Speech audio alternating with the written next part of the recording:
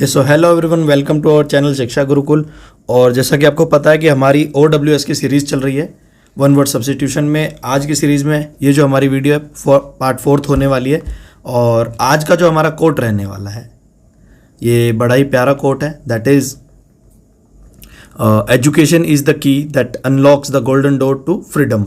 अब ये फ्रीडम की बात हो रही है, कुछ लोगों के माइंड में थॉट आएगा कि हमें तो आज़ादी बहुत पहले मिल चुकी है, लेकिन ये वो फ्रीडम नहीं है। It is a freedom from your negative thoughts, है ना। सोसाइटी में जो डिस्क्रिमिनेशन है सोसाइटी में वो, और जो सोशल जितने भी चीज़ें होती हैं जो गलत वे में हो रही हैं।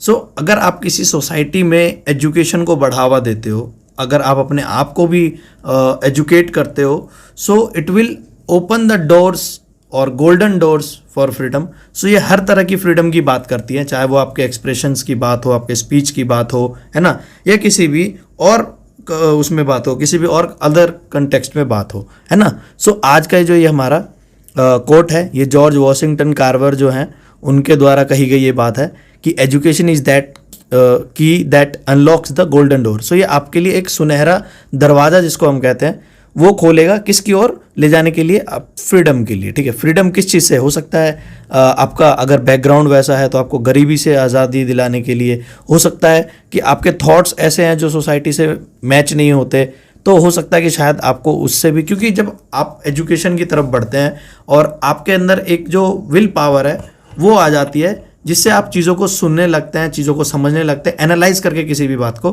करना शुरू करते हैं। सो ये था आज का कोट। और again welcome to our channel Shiksha Gurukul.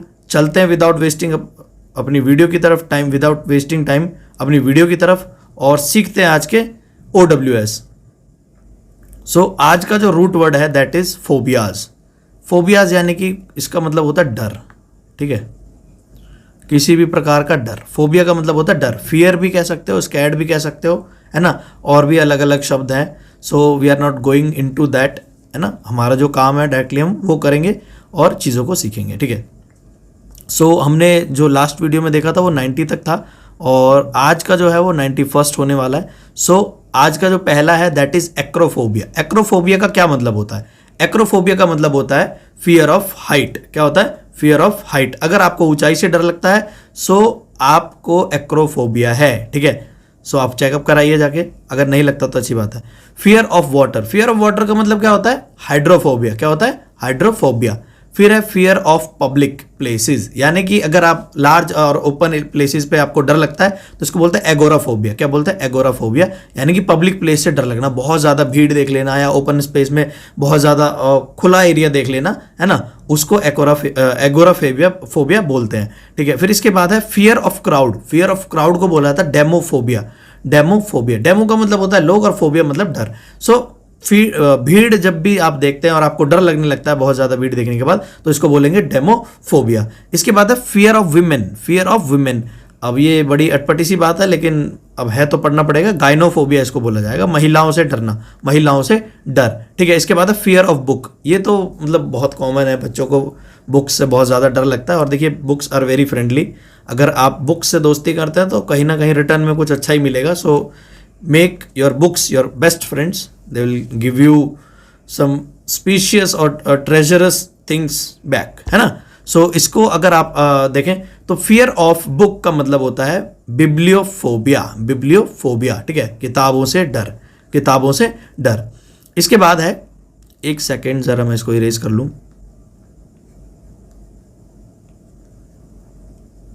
हाँ, तो इसके बाद है क्लॉस्ट्रोफोबिया। क्लॉस्ट्रोफोबिया का मतलब होता है बंद आस्थानों से डर। बंद आस्थानों से डर, जैसे कोई बंद कमरे में हो सकता है, छोटा कोई कमरा है, कोई ऑफिस है, कोई कैबिन है, या लिफ्ट में भी बहुत सी बार ये चीज़ें होती हैं। सो इसको बोलते हैं fear of being confined in a particular place. ठीक है, तो इसको क्लॉस्ट्रोफोबिया बोला जाता है। इसके बाद है फियर ऑफ फॉरेनर्स, जीनोफोबिया। विदेशियों से डर, यानी कि बाहर के लोगों को देखकर, अपनी रेस से अलग रेस के लोगों को, अपनी एथनिसिटी से अलग एथनिसिटी से लोगों को देखकर इसको बोला जाता है जीनोफोबिया। इसके बाद है फियर ऑफ डेप्थ, गहराई से डरना, गहराई से डरना। इसको बोलते हैं बेथोफोबिया। ठीक है, इसको बोला था बेथोफोबिया, गहराई से डर। ठीक है, फिर इसके बाद है fear of ugliness. Fear of ugliness, यानी कि अपने आप को भद्दा सोचना, अपने आप के बारे में देखना कि यार कैसा लग रहा हूं, तो ये इसको बोलते हैं केकोफोबिया। क्या बोलते हैं? केकोफोबिया। ये राइटिंग के कॉन्टेक्स्ट में हो सकता है, ऐसे राइटिंग के कॉन्टेक्स्ट में हो सकता है, किसी कोई कैसा दिखता है उसके कॉन्टेक्स्ट में भी इसको बोला जा सकता है। इसके बाद है fear of beauty. Fear of beauty इसको बोलते हैं कैलोफोबिया, सुंदरता से डर लगना, सुंदरता से डर लगता। ठीक है, फिर इसके बाद है, 1 सेकेंड जरा, ये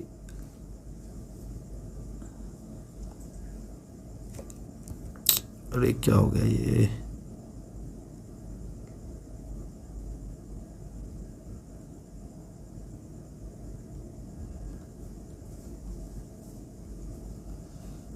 वन सेकेंड ज़रा, ये माउस मेरा डिस्कनेक्ट हो गया है।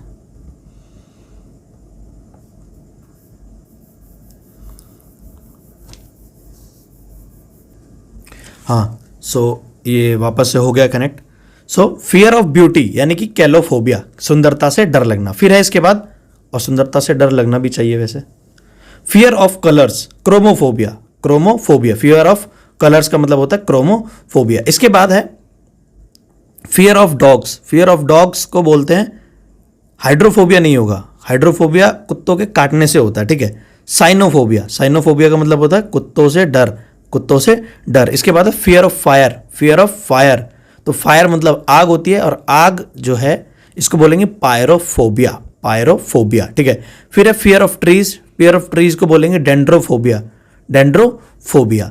इसके बाद ये हमारे टोटल हो चुके हैं 105। अब इसके बाद है name of doctors. Name of doctors, name of doctors यानी कि किस अंग के विशेषज्ञ को कौन सा डॉक्टर बोला जाता है।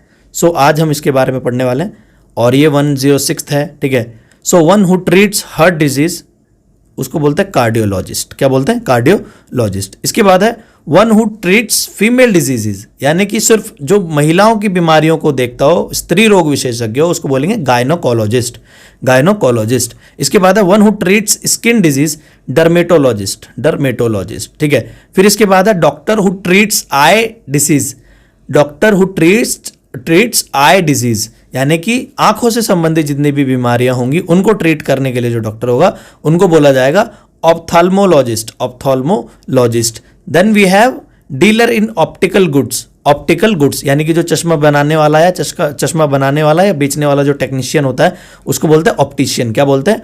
ऑप्टिशियन।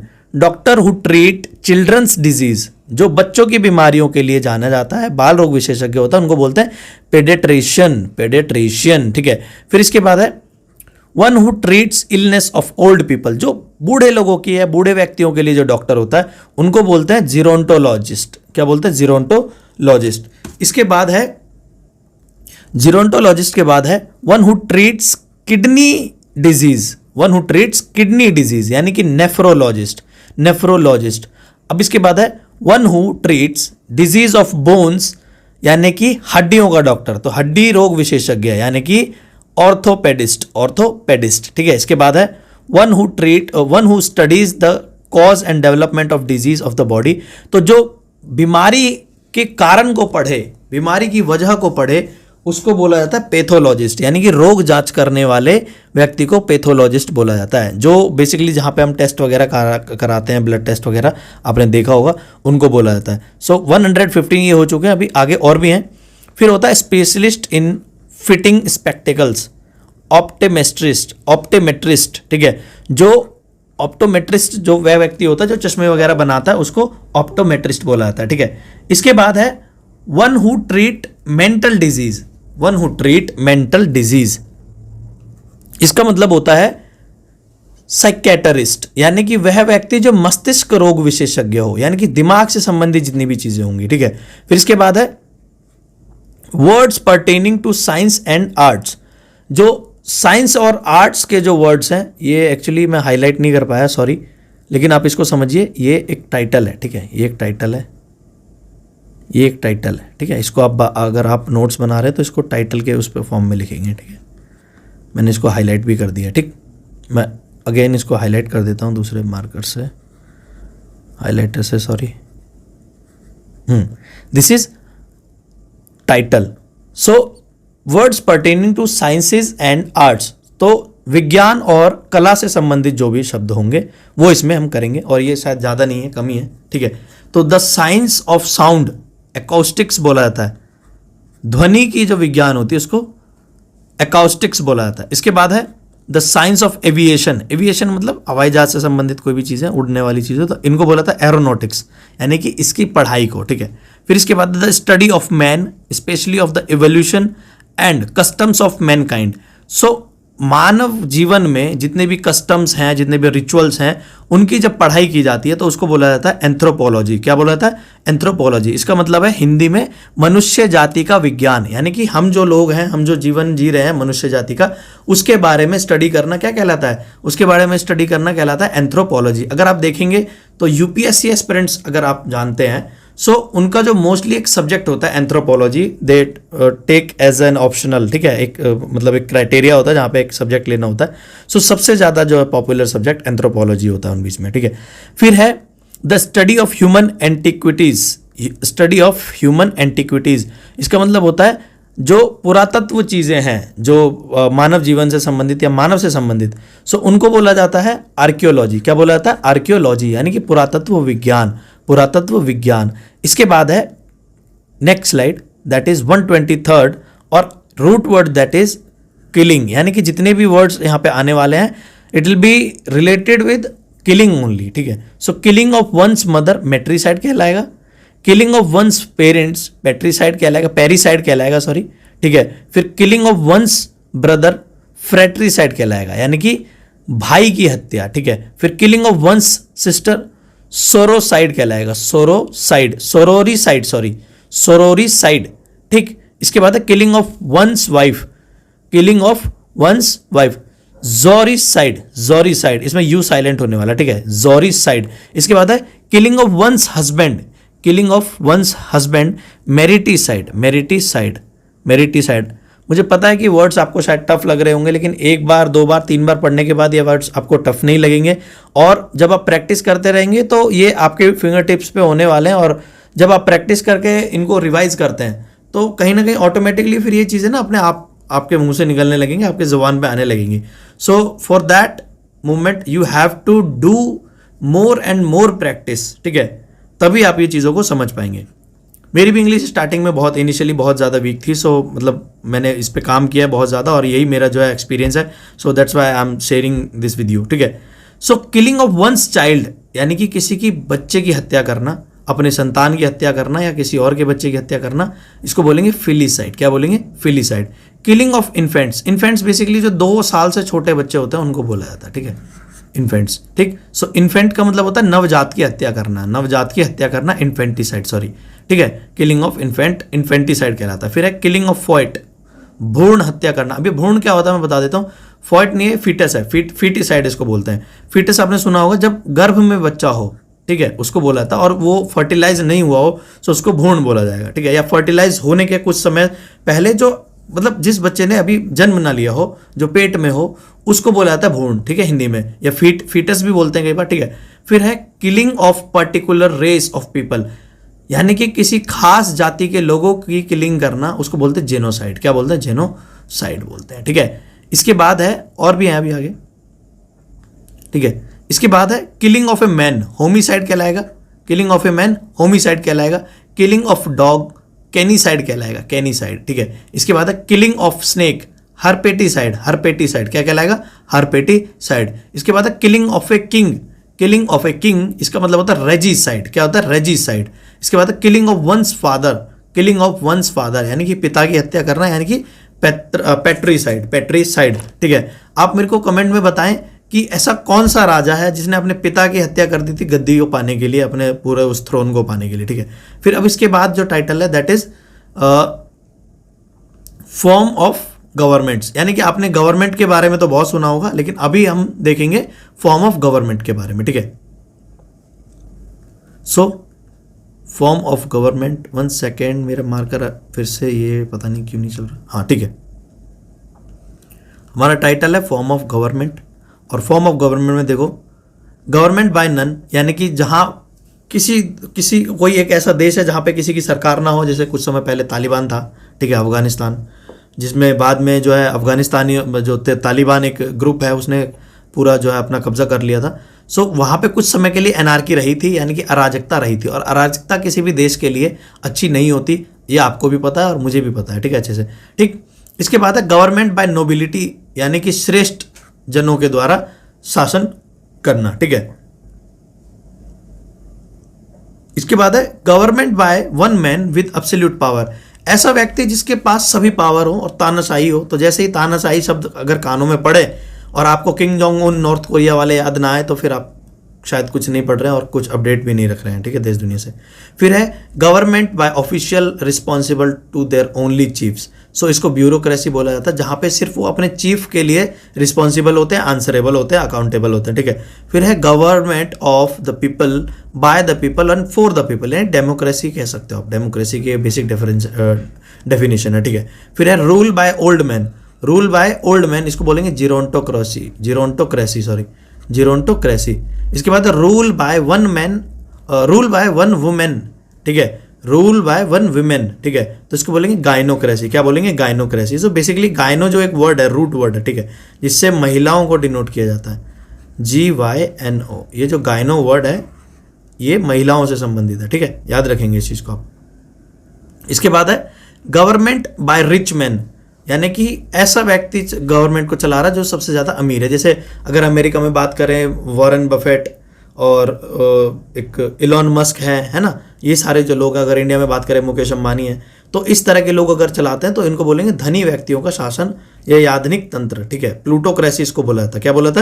प्लूटोक्रेसी। इसके बाद है गवर्नमेंट बाय मैनी मैन, बहुत सारे लोग मिलकर अगर चलाते हैं, सिर्फ मेंस, सो इसको बोलते हैं पॉलीआर्की। क्या बोलते हैं? पॉलीआर्की।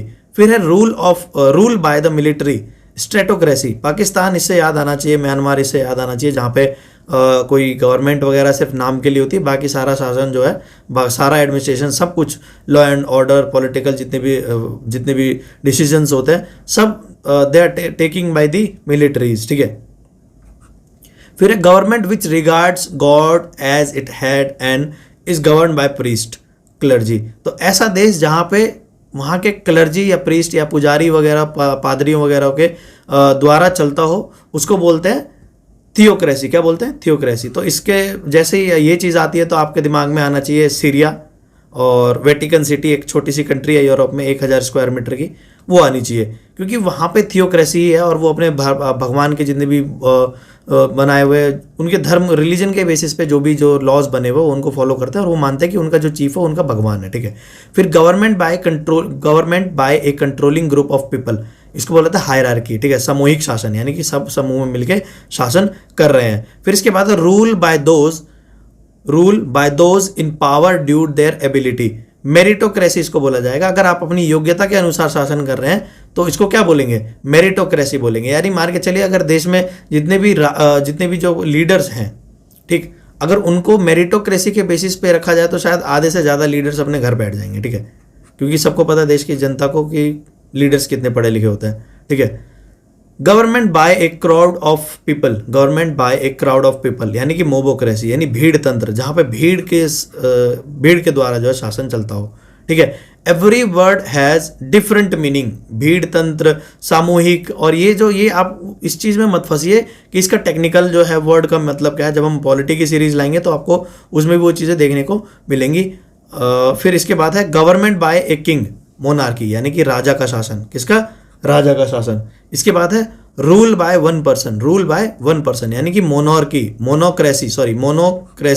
मोनोक्रेसी का मतलब होता है एक व्यक्ति का शासन, और मोनो शब्द का मतलब ही होता है एक। क्या होता है? एक, ठीक है। फिर इसके बाद जो है last, that is government by few people in power, जैसे तिब्बत आप देख सकते हो, ठीक है। ओलिगार्की, इसको बोलते हैं ओलिगार्की, यहाँ पे बहुत कम लोग मिलकर सरकार चलाते हैं, भूटान वगैरह है, ठीक है। सो ये थे आज के हमारे OWS, और ये जैसा कि आपको पता है पार्ट 4 था, है ना। सो मिलते हैं आपसे अपनी नेक्स्ट वीडियो में, और देखते रहिए वीडियो को, सीखते रहिए चीज़ों को। Till then, thank you, bye bye.